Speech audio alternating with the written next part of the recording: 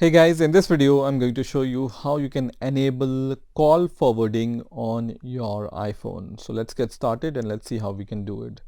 So first of all, what you need to do is you just need to press on this settings icon here, and once you are in the settings menu, just scroll down a little until you see the phone option. So just press on this phone option here. So I'm going to press on the phone option, and once you press on the phone option, when you just scroll down a little, you will be able to see this call forwarding option. So I'm going to just press on the call forwarding option, and once I press on the call forwarding option, I have this toggle button here, so I can just press on this toggle button to enable call forwarding. So right now the call forwarding is enabled, and I can provide the number on which I want to forward the call. So just press on this forward to option and provide the number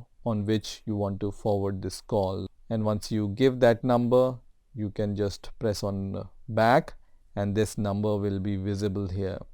So now your calls will be forwarded to this number which you have provided, and if you want to disable call forwarding, you just need to toggle this toggle button once again, which means your call forwarding is now disabled.